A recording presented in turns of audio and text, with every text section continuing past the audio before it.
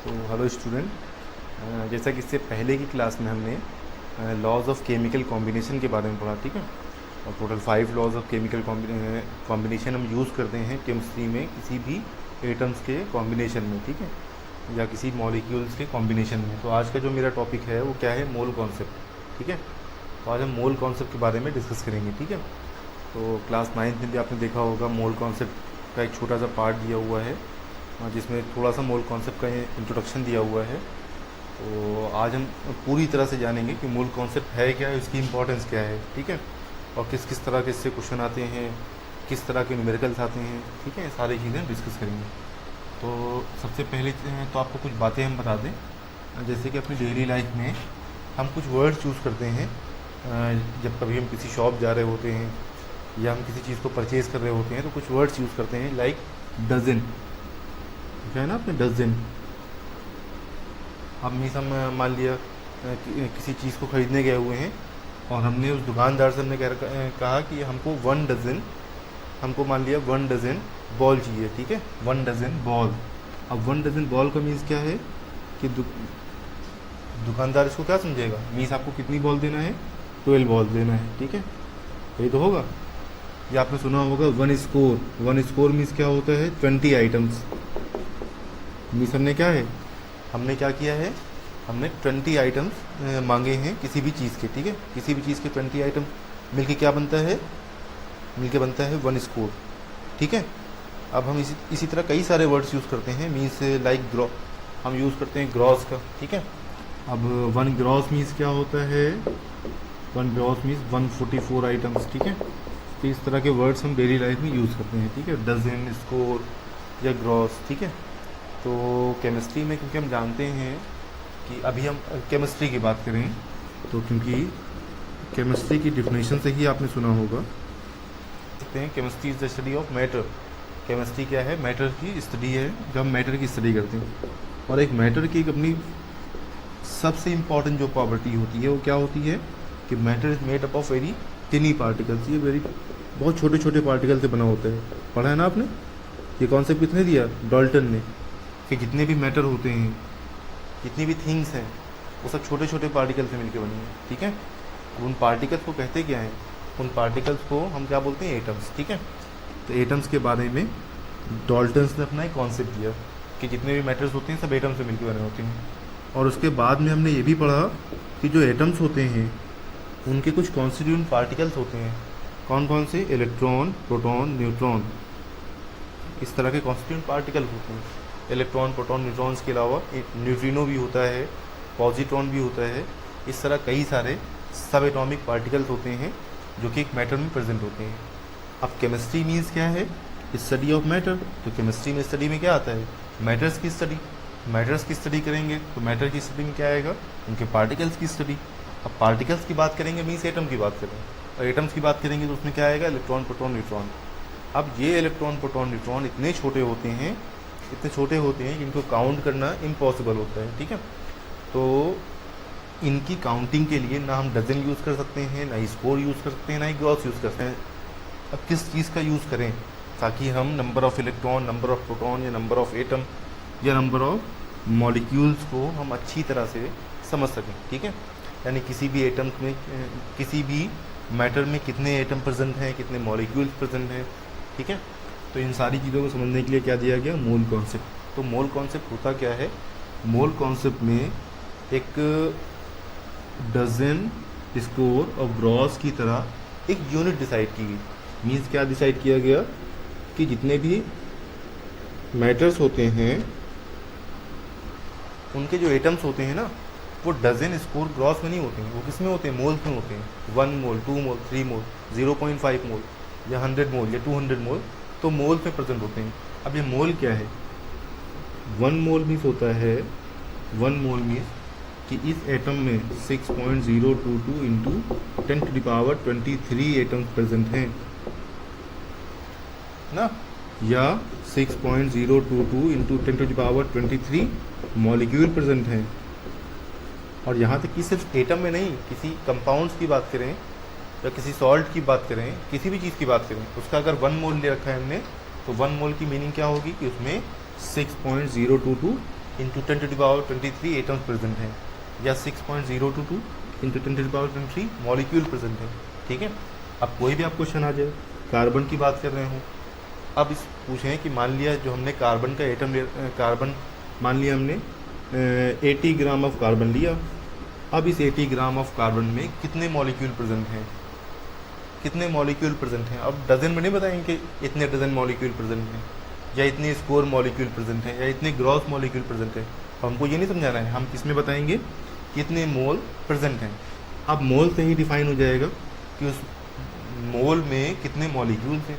Means 1 मोल means क्या है 6.022 into 10⁻23 atoms ना। 1 मोल मीन्स 6.022 इंटू 10⁻23 मॉलिक्यूल्स, इसकी बात करें, ठीक है।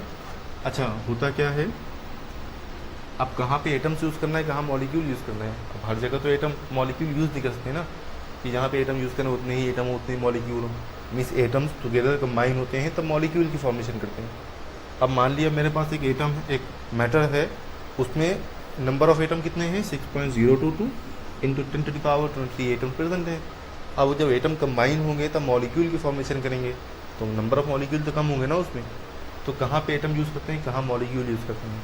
तो ध्यान रखिएगा जब कभी किसी एलिमेंट्स की बात आती है ना, इन 1 मोल ऑफ हम बात कर लें किसी एलिमेंट की, सोडियम की बात कर रहे हैं, या हम क्लोरीन की बात करें, या हम मैग्नीशियम की बात करें, तो किसी भी एटम के 1 मोल में 6.022 इंटू 10⁻23 एटम्स प्रेजेंट होते हैं, ठीक है।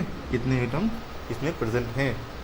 लेकिन अगर हम बात करें किसी मॉलिक्यूल की, किसी कंपाउंड की, 1 मोल ऑफ वाटर, किसमें इन 1 मोल ऑफ वाटर के 1 मोल में, या इन 1 मोल ऑफ सोडियम क्लोराइड के 1 मोल में, या हम बात करें 1 मोल ऑफ मैग्नीशियम क्लोराइड के 1 मोल में, इनकी हम बात करें तो इनमें क्या होता है 6.022 इंटू 10⁻23 मॉलिक्यूल प्रेजेंट होते हैं, ठीक है ना।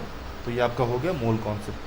और जिस नंबर का हम यूज़ कर रहे हैं ना इसमें 6.022 इंटू 10⁻23, वो नंबर बताया किसने, वो नंबर बताया किसने, साइंटिस्ट हैं जिनका इनसे पहले की वीडियो में भी नाम आया था, एवोगैड्रो, ठीक है। तो इस नंबर की वैल्यू एवोगैड्रो ने डिस्कवर की, तो इस नंबर को ही हम लोग क्या बोलते हैं, एवोगैड्रो नंबर, ठीक है। और इसे किससे इंडिकेट करते हैं, Na से, number of Avogadro, means Avogadro number, ठीक है। तो ये आपका हो गया मोल कॉन्सेप्ट। अब मान लिया हमको, अभी जैसे हमने थोड़ी देर पहले यहाँ पे क्या लिखा था 80 ग्राम ऑफ कार्बन, अब वहाँ पे तो ग्राम में दिया हुआ कार्बन, और इस कॉन्सेप्ट के अकॉर्डिंग क्या है कि जितनी भी चीज़ें प्रेजेंट होती हैं सब मोल में प्रेजेंट होती हैं ना। तो हम उस ग्राम को मोल में किस तरह कन्वर्ट करें, ठीक है ना। तो इन कन्वर्जन्स के लिए हम कुछ 2 फार्मूले का यूज़ करते हैं, ठीक है। और फार्मूले क्या है, कभी भी हमको पता करना हो किसी एटम में कितने मोल प्रेजेंट हैं, नंबर ऑफ मोल हमको पता करना हो, तो नंबर ऑफ मोल्स पता करने के लिए हम क्या करेंगे, हम 2 फार्मूले का यूज़ करते हैं। कौन सा first formula, given mass upon molar मास। हम इस फार्मूले की हेल्प से निकाल सकते हैं कितने नंबर ऑफ मोल प्रेजेंट हैं, या नंबर ऑफ एटम या नंबर ऑफ मॉलिक्यूल, जो भी हम यूज़ कर रहे हो, एटम और मॉलिक्यूल पॉइंट अपॉन 6.022 इंटू 10⁻23, ठीक है। इस फार्मूले का यूज़ करके भी हम नंबर ऑफ मोल की वैल्यू कैलकुलेट कर सकते हैं, ठीक है। तो अब जितने भी रिप्रेजेंटेशन होते हैं किसी भी एलिमेंट्स या किसी भी कंपाउंड के, उस रिप्रेजेंटेशन में हम number of mole, number of molecule और नंबर ऑफ एटम्स को हम किस में रिप्रेजेंट करते हैं, मोल में, ठीक है। तो ये आपका हो गया मोल कॉन्सेप्ट, ठीक है। अब इसके काफ़ी क्वेश्चन भी आते हैं, अब उनके बारे में डिस्कस करते हैं, ठीक है, कि किस किस तरह के क्वेश्चन हैं और उनको हमको किस तरह सॉल्व करना है, ठीक है। तो जैसे कि क्वेश्चन लेते हैं, इस तरह आता है, क्वेश्चन है कैलकुलेट द नंबर ऑफ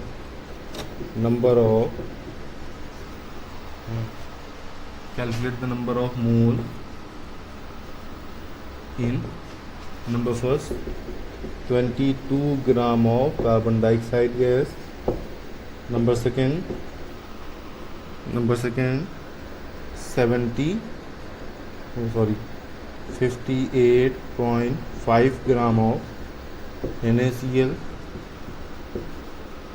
ठीक है. And number third in 12.044 into 10 to the power 21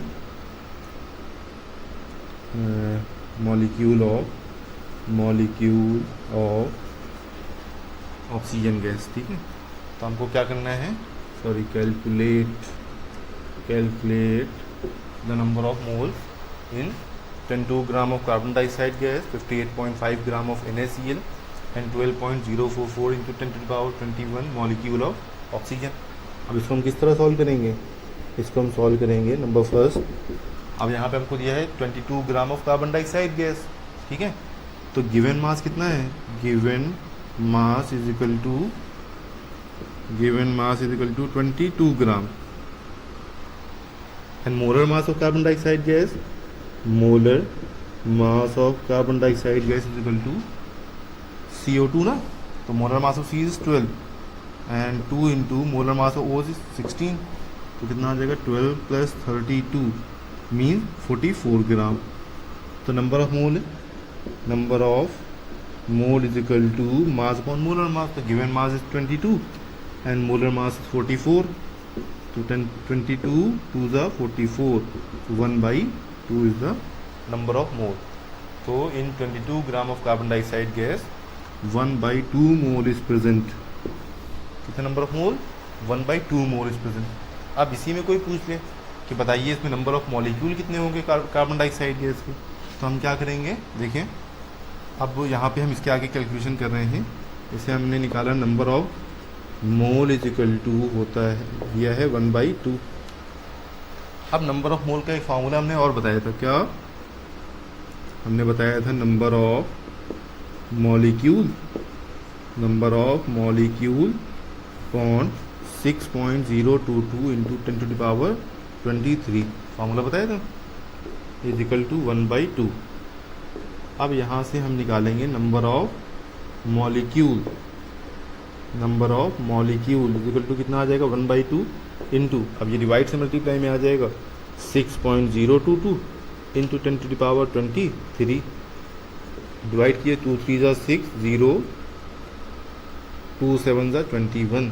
तो मीन्स आप अगर क्वेश्चन ये पूछता calculate the number of mole in 22 gram of carbon dioxide gas, तो मेरा आंसर क्या होता, 1/2 mole is present.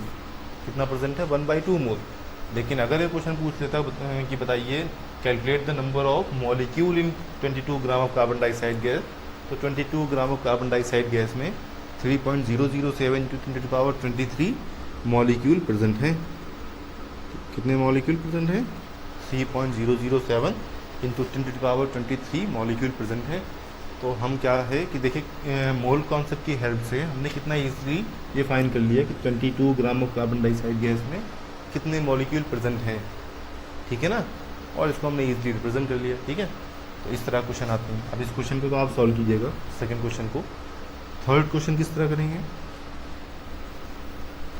Third question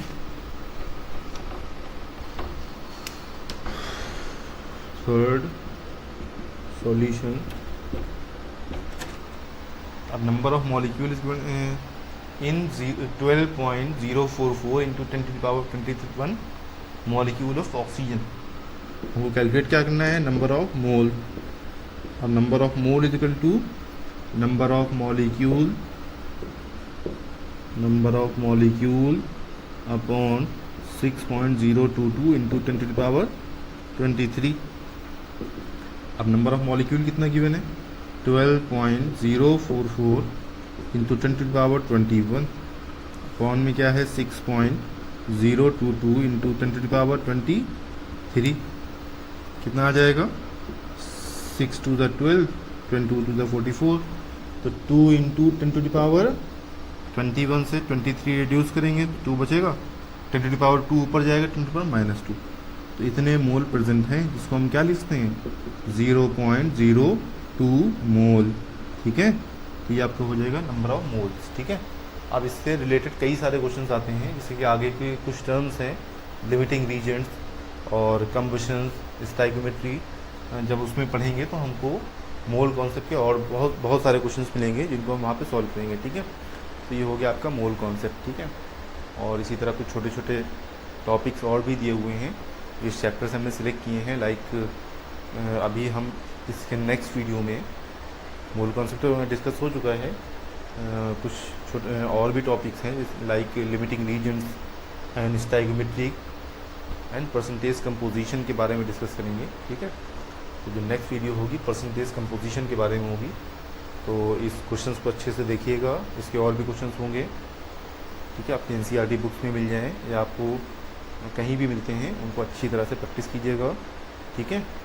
और अब नेक्स्ट वीडियो में आपको हम परसेंटेज कंपोजिशन के बारे में बताएंगे, ठीक है। ओके।